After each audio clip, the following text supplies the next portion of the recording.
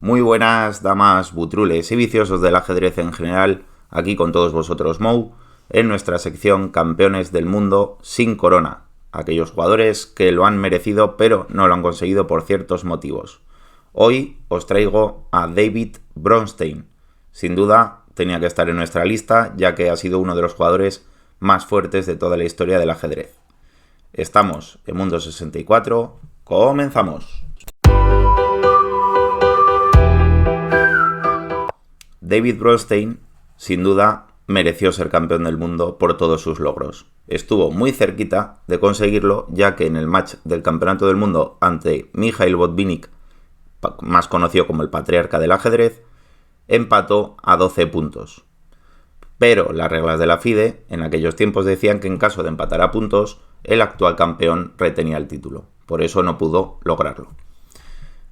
Sin duda, David Bronstein era un especialista en el gambito de rey, tras E4, E5, F4, buscando sacrificar un peón a cambio de controlar el centro rápidamente y desarrollar las piezas con mayor actividad. En esta partida, David Bronstein lleva las piezas blancas y jugó contra Peter Dubinin, un fuerte jugador de la época. La partida continuó con G5, defendiendo al peón de F4. Bronstein jugó H4, G4 atacándonos al caballo y Bronstein retiró el caballo de 5. Antes de continuar con la partida, me gustaría comentaros una anécdota, ya que en unas Olimpiadas el equipo de la URSS tenía un difícil encuentro ante Estados Unidos. Y el patriarca del ajedrez, Mikhail Botvinnik, citó a todos los jugadores. En aquella época David Bronstein era un talentoso jugador muy joven, el cual jugaba el gambito de rey. No era considerado el gambito de rey como una apertura, digamos, tradicional, ya que es muy arriesgada para ambos colores y la partida pues hay que tener mucho conocimiento de ella para poder jugarla con garantías. Botvinnik, una vez tenía citados a todos los jugadores del equipo de la URSS, mirando al joven David, le dijo, por favor, que nadie juegue el gambito de rey, ya que no es una apertura seria. David Bronstein, ante las palabras de su capitán, jugó la apertura española con la variante de Ruy López y perdió ante un jugador bastante inferior a él. Creo que Mikhail Botvinnik se equivocó, ya que durante la Segunda Guerra Mundial, David Bronstein estudió muy concienciadamente el gambito de rey en sus ratos libres, apuntando en papelitos que encontraba variantes y variantes. Por eso se volvió muy especialista en él. Sin duda, sus números lo corroboran, ya que en 30 partidas jugando al primer nivel, contra ajedrecistas de primer nivel mundial, logró 20 victorias, 7 tablas y tan solo 3 derrotas. Continuamos con la partida. Aquí H5 jugaron las negras defendiendo el peón de G4, ya que estaba amenazado por el caballo y por la dama. Las blancas desarrollaron el alfil a C4, mirando el punto F7 junto con el caballo que está en E5. Por eso, las negras jugaron torre H7, defendiendo el peón, y D4 controlando el centro. El gambito de rey, si nos damos cuenta, es sacrificar un peón, digamos, un poquito lateral, a cambio de poder controlar el centro y desarrollar más rápidamente las piezas. La partida continuó con alfil H6, ya que el alfil de C1 estaba atacando el peón de F4. Caballo C3, jugaron las blancas desarrollando una nueva pieza. Caballo C6, desarrollaron las negras. Y caballo por F7, buena jugada. Evidentemente estamos haciendo un ataque doble a la dama y al alfil y nos hemos comido un peón. Por eso, las negras jugaron torre por F7, alfil por F7 y rey por F7.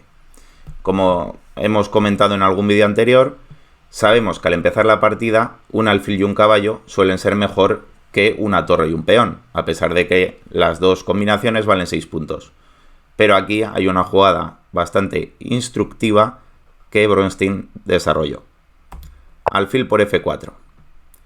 Se come un peón, desarrolla una pieza que le falta de poner en juego y aprovecha que tras alfil por F4, prácticamente obligada, las blancas juegan en roque y un concepto táctico que hemos visto anteriormente, el alfil de F4 de las negras está clavado. Las negras podían haber intentado defenderlo, pero aún así la partida podía haber continuado con caballo E2 y torre por F4, ¿vale? Aprovechando que ahora no solo está clavado el alfil por el rey que estaba antes, sino por la dama negra. La partida continuó con dama por H4, torre por F4, jaque, rey G7, dama D2, buena jugada. Este concepto también es importante, dejarle vía libre a una torre que no está haciendo nada en A1, buscando aprovechar la columna F entrando en F7 que está abierta, ¿vale? Columna abierta, recordamos, no hay ningún peón blanco ni ningún peón negro. Las negras jugaron D6 para buscar desarrollar su alfil y poder poner su torre en juego, a lo cual Bronstein jugó torre F1, caballo D8, ya que la amenaza de entrar en F7 es muy fuerte y las negras tienen que frenarlo. No servía, por ejemplo, una jugada como alfil E6 por un ataque doble muy conocido, que es un ataque doble de peón. Con D5 ganaríamos una pieza y por lo tanto la partida. Tras caballo D8, Bronstein jugó caballo D5, mejorando el caballo, trayéndolo y controlando casillas importantes, mejorando mucho su posición. Las negras alfil D7, E5, rompiendo el centro de las negras, peón por y peón por. Y aquí vemos la actividad de unas piezas y de otras. Primero, hay que comentar que el rey negro está mucho más inseguro que el rey blanco. Segundo, la actividad de las torres blancas ocupando la columna abierta, la columna F, un gran caballo en D5 y una dama que sin duda puede, una vez que quitemos la torre de F4, puede mirar puntos importantes como G5, H6 o incluso D4. La partida continuó con alfil C6 y peón E6. Hay que comentar también que este peón es un peón pasado, ya que no hay peones que puedan frenar su avance y está muy cerquita de convertirse en una bella dama.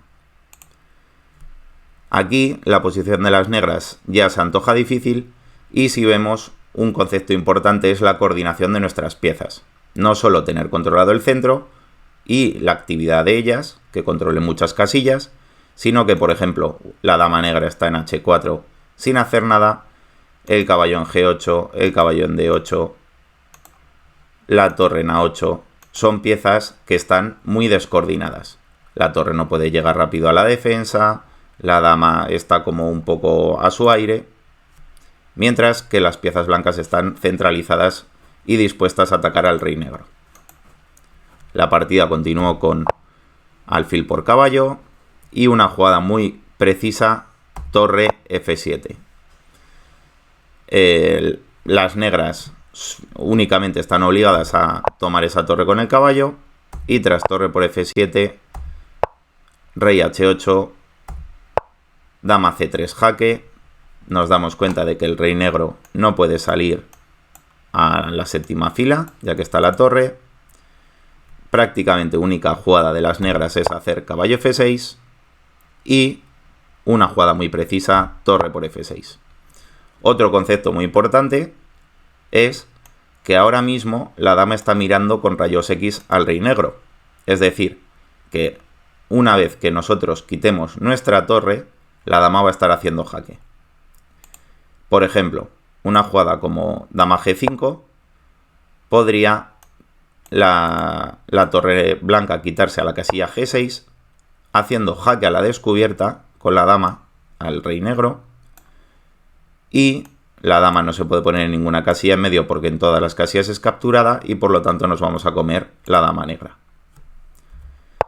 Aquí la ventaja de las blancas es enorme y intentaron hacer dama por F6, ya que otras jugadas, como por ejemplo torre E8, intentando poner la torre en juego, buscando comerse el peón de E6, seguiría con torre F7 jaque a la descubierta con la dama nuevamente.